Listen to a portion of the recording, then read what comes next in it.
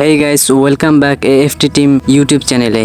Guys, চলে আসলাম নতুন আরও একটি ভিডিও নিয়ে। আজকের এই ভিডিওতে আলোচনা করব নেইমারের সম্পর্কে, অর্থাৎ ডিএলএস 25 আপডেটে নেইমার আবার নতুনভাবে যুক্ত হবে কিনা সে বিষয়ে কিছু আলোচনা করব। তো ভিডিওটি না টেনে সম্পূর্ণ ভিডিওটি দেখার অনুরোধ রইল। আর আপনি যদি এই চ্যানেলে নতুন হয়ে দেখেন অবশ্যই চ্যানেলটি সাবস্ক্রাইব করে রাখবেন। তো চলুন মূল আলোচনা শুরু করা যাক।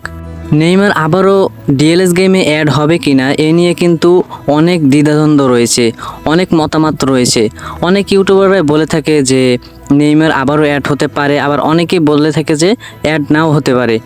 আর এর মধ্যে বিশেষ যেই বিষয়টা বেশি প্রবল সেটা হলো নেইমার গেমে অ্যাড না হওয়াটাই বেশি সম্ভাবনা। কেননা আপনি দেখেন নেইমার কিন্তু এখন আগের মতো খেলাধুলা করে না, বেশিরভাগ সময় কিন্তু আনএক্টিভ থাকে, না খেলে জাতীয় টিমে আর না খেলে ক্লাবে।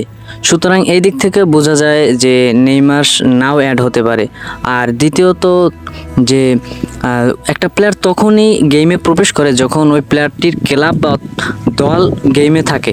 সুতরাং এই দিক থেকে বিবেচনা করলে দেখা যায় যদি ব্রাজিল টিম অথবা আল হেলাল ক্লাব গেমে যদি অ্যাড হয় তাহলে নেইমার আসতে পারে।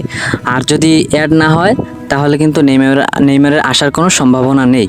হ্যাঁ, তবে আপনারা যদি দর্শকদের বিশেষ করে একটা প্লেয়ার গেমে অ্যাড হওয়ার জন্য এই যে গেমার যারা রয়েছে, যারা গেম খেলে, তাদের কর্তৃত্বটা থাকা লাগে বেশি।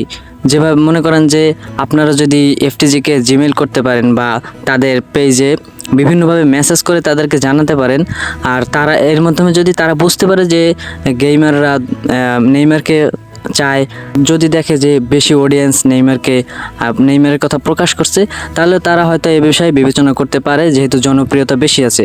সুতরাং আপনারা যদি পারেন তাহলে আপনারা এফটিজিকে ন্যূনতম হলে একটা মেসেজ করতে পারেন।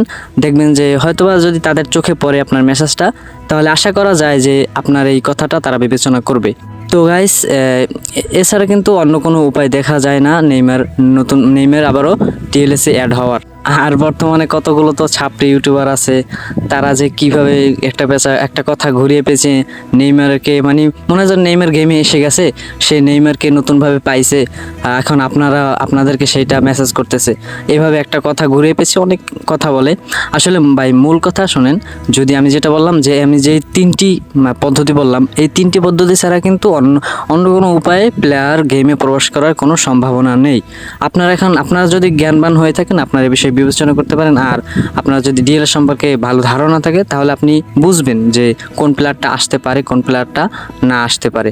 সুতরাং এটা একান্তই আপনার বুদ্ধির উপর নির্ভর করে। তো আশা করি বিষয়টি বুঝতে পারছেন। আর যদি কোনো সমস্যা থেকে থাকে, অন্য বিষয়ে কোনো কিছু জানার থাকে, তাহলে কমেন্টে লিখে যেতে পারেন। তো আজকের মতো এখানে, ভালো থাকেন সবাই, দেখা হবে নেক্সট ভিডিওতে। খোদা হাফেজ।